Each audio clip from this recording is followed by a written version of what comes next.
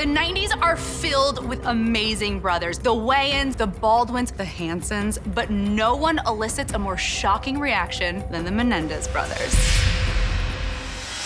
This is the 1990s. Totally scandalous. We've got true crime, we've got the 90s, and we've got celebrities. And this one is all about Lyle and Eric Menendez, two brothers who murdered their millionaire parents and mourned their deaths with a spending spree. We're getting into it with the man who would have given these guys detention if he ever had the chance. That's right, it's America's favorite principal, Mr. Belding himself, Dennis Haskins. What is going on here? What is going on here? What is going on here? That is my chili. Do you feel like if the Menendez brothers, Eric and Lyle, were in your classroom, you would have steered them in a better direction? You realize I only played a principal on television. These are two murderers in real life.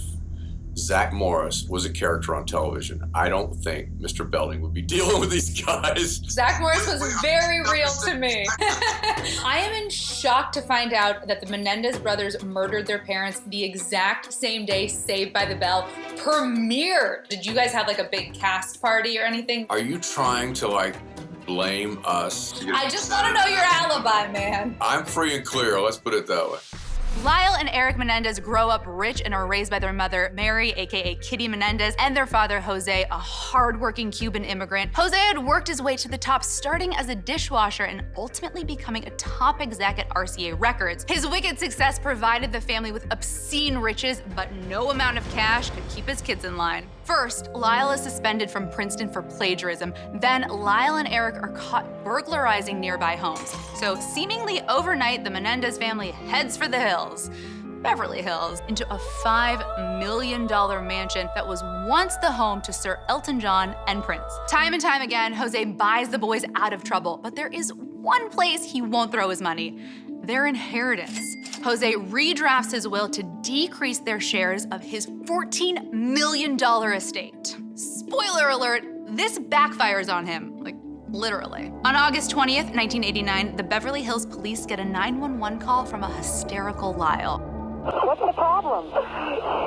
Someone killed my parents. Pardon me? Someone killed my... Police arrive to see Eric crying in a fetal position on the lawn, and a horrific scene awaits them inside. Jose was decapitated by a blow to the back of his head, and a blast to Kitty's face left her nearly unrecognizable. Now, the murders are so gory that investigators can't even fathom that the brothers would do this. It actually takes them 2 whole months to formally question them at all. Maybe they could have gotten away with this if it wasn't for some pretty shady behavior, such as Lyle deletes his dad's will from the family computer. Eric has written a screenplay about a son who kills his wealthy parents. Lyle and Eric mourn the loss of their parents by going on a ridiculous spending spree. They bought 3 Rolexes, special edition Porsches, a Buffalo Wings restaurant. The two fly around the world enjoying Aspen, Cancun, and dabbling in the pro tennis circuit. I mean, sounds pretty fabulous, other than the whole your parents were just brutally murdered thing. These guys aren't like you and I. They aren't like most of us. They plotted to kill their parents for whatever reason they did, and their spending of money sounds like it was a celebration of their death. What a creepy thing. Despite their very strange behavior, there still isn't any hard evidence against the boys until October 1989, when Eric admits to his therapist that he murdered his parents, and for some reason his therapist does absolutely nothing with this information. But you know who does? The therapist's mistress, who just happens to be listening from the waiting room with a tape recorder. In what world are you just like sitting outside of your like side piece's office with a tape recorder? This is not a normal logical situation. After sitting on the tapes for 5 whole months, the mistress finally calls the police to tell them about the recordings. So 3 days later, Lyle's arrested for the murder of his parents. 3 days after that, Eric turns himself in, and it takes 3 whole years for the trial to even begin. What is going on with all these 3s? So around this time, a nifty new network called Court TV launches, and the Menendez brothers trial becomes one of the first high-profile cases to be featured. So Court TV really blew this story up. I think this story blew Court TV up. I mean, they started covering it, and the next thing you know, people were tuning into it and watching it and being obsessed with it. You got to realize that back then, there hadn't been anything like this on TV. This is pre-OJ. This happened first. So getting inside a trial and seeing all this stuff that's going on, it was the very beginnings of the success of that genre. The trial begins in '93. The prosecution says that the motive was greed, plain and simple. The brothers feared they were going to get cut out of the will, so they killed their parents. The brothers claim they endured a lifetime of abuse at the hands of their cruel and domineering father. Lyle gives graphic and tearful testimony, claiming that his father sexually abused him starting at the age of 6 and that their mother let it happen. You so rarely hear about a father doing that to sons. Clearly something was wrong. Right, because that's not a story you just make up. I don't know, unless you're planning to kill your parents, you might make it up. And the tape from the therapist's office is played in the courtroom.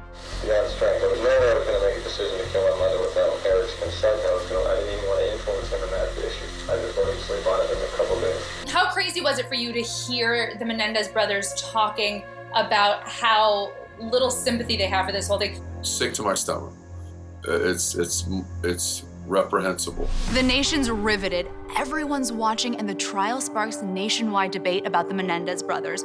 Were they monsters? Were their parents monsters? Or were they both monsters? No matter who you believe, we can all agree this was a family unlike any other. Do you think this is a story that catapulted our obsession with true crime? Maybe. I mean, the fact that you could actually get in and see these things and as they developed, and it's like going to a film that's about murder or something and you want to see what happens, only this is real life. Now, it ends in a mistrial when the juries from both brothers come back deadlocked. The Los Angeles DA's office immediately puts the wheels in motion for a second trial because guess what? No one's given up on this one. Trial number 2 takes place in 1995, and it's a total 180 from the previous one. The judge doesn't allow any TV cameras in the courtroom or any talk about the brothers' alleged abuse. This trial ends with a guilty verdict for both Lyle and Eric Menendez. The brothers are sentenced to life in prison without the possibility of parole.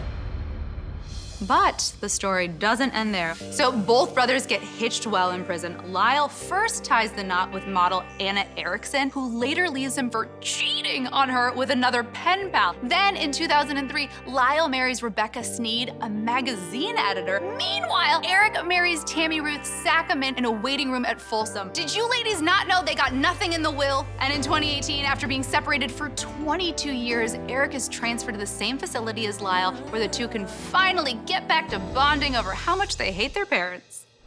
This case happened 30 years ago. What was the nerve that it struck that people are still so obsessed? The fact that it's the first one, I think, that truly was brought into our living rooms to watch and experience and go through with everybody. I mean, if you're of that era, you're not going to forget it.